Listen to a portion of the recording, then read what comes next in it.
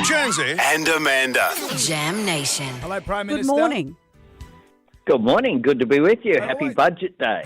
Is that a thing? Do you and Jim Chalmers all gather around going, it's Budget Day? Oh, we certainly do. It's the end of what's a very long process of developing the budget. So it's a culmination, a big night for Jim. And then after this, of course, the hard work starts of implementing it. But there's many, many hours in a small room of the Expenditure Review Committee going through line by line in order to get it right. There's always more demands than can possibly be met, of course, and more good ideas. So you've got to prioritise them. And we've done that to produce a predicted $9.3 billion surplus. That will be the second surplus in a row. There hadn't been one for 15 years before last year. So that's important so that we're making those investments in the future, putting in place some cost of living relief whilst making sure that we continue to moderate inflation, which is half what it was when we came to office. See, well, this is the thing. As you say, we're in surplus for the second time and promising the cost of living relief. For someone listening to this, what does that actually mean? What tangible things does this mean that someone's going to hear tonight that will change how hard it is for them day to day at the moment? What it means, they'll get a tax cut, every single taxpayer. A whole lot of Australians were simply going to miss out before we made the changes earlier this year.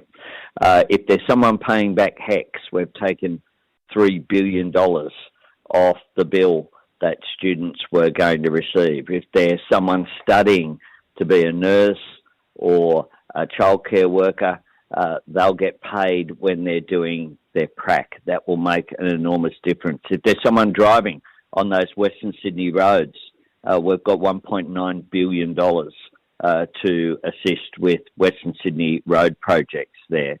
Across the board, if they go to the doctor, extra urgent healthcare clinics will mean they can go to one of these clinics, get the assistance they need for free. All they need is their Medicare card. We've got 58 of them already up and running. They've seen over 400,000 people, but there'll be more as a result of this budget.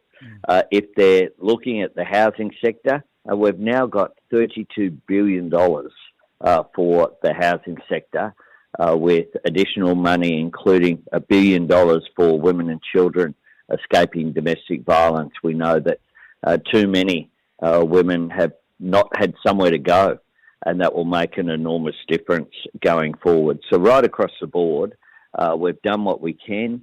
Things like superannuation being paid on paid parental leave. That's another part of our agenda to make sure that equality for women is front and centre of the government's agenda. And it's certainly hard. I certainly wouldn't want to put together a budget or even be Prime Minister. I was reading the paper on the weekend.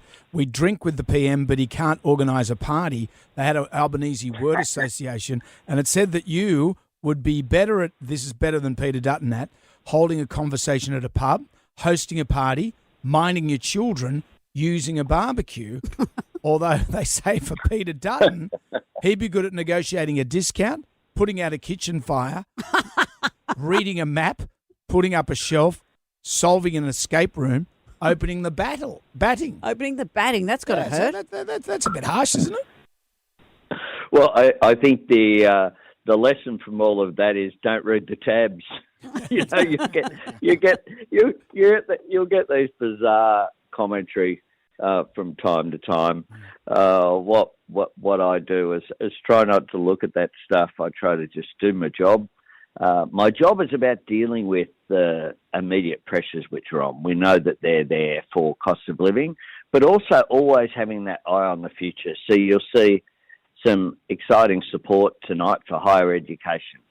You'll see support for making more things here in Australia. How does our economy grow? How do we take advantage of clean energy so that the shift to climate change means we're actually making more things here? Green steel, green aluminium, making a difference to strengthen the economy in the future instead of just exporting our resources, waiting for someone else to add jobs and add value, and then importing them back. But also we're back on the gas as well. When I was a kid growing up, gas was sold to me as a clean energy, and then it's been demonised over the years, and your own government was against gas, but now you're back on the gas, as it were.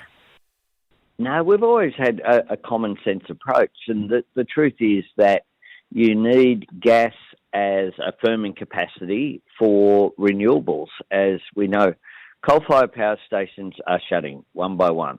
And on the former government, in spite of all the rhetoric, not a single one opened, not a single one started to be built because the world's moved on, and the cheapest form is renewables. But what you need at this stage is the firming capacity, that certainty that gas provides, because you can turn it on and off very quickly. And that's important so that the shift, which big industry is doing, companies like Rio Tinto, doing shifting, so they're making things now with renewables, that they have that certainty to be provided going forward. Because we do need the shift. Because fossil fuel subsidies are costing the government $14.5 billion in the last financial year. Well, we certainly need to shift the economy, and that is happening. You're seeing extraordinary investment in renewables. That's the future, dealing with climate change. But whilst that transition's going on, gas has a role to play in supporting that transition. And that's it. They should have asked in that quiz who could best look after a bird. Who can look at, do you know anything about lorikeets? Where we've had a listener, Craig, who's gone away to Broken Hill to see his mum for a week, and someone in the studio, not me, has said that they will look after. It's a 19-year-old lorikeet that we are babysitting for a week. Do you have any tips? A 19-year-old lorikeet? That sounds old. I had a galah called Andy when I was a kid. And it used to dance. It was very cute, and we always had canaries as well. Right. That didn't last that long, I've got to say. So I'm probably not nervous. the guy. So Prime Minister, so we're looking after. Andy was pretty good though. Andy lived to an old age. Right. So lorikeets though, they're pretty robust. Apparently they can live to 25 years. This one here called Blaze is only 19. It's a spring chicken. Oh, well, I'm sure you'll be fine. What you don't need is, the only pet I've got is Toto, who would bark at the lorikeet, no doubt, and not provide any assistance. So no, maybe create a heart attack. I'm of no help. Are you bringing it into the studio there? It's in here now. It's sitting right next to me as we speak. My dream was to have a 19-year-old bird sitting across from me, but not an old lorikeet. Anyway, but you've been no help on the bird. I'm not going to risk responding to that comment. No, nor should you. Thank you, Prime Minister. Thank you for joining us, and good luck with the budget tonight.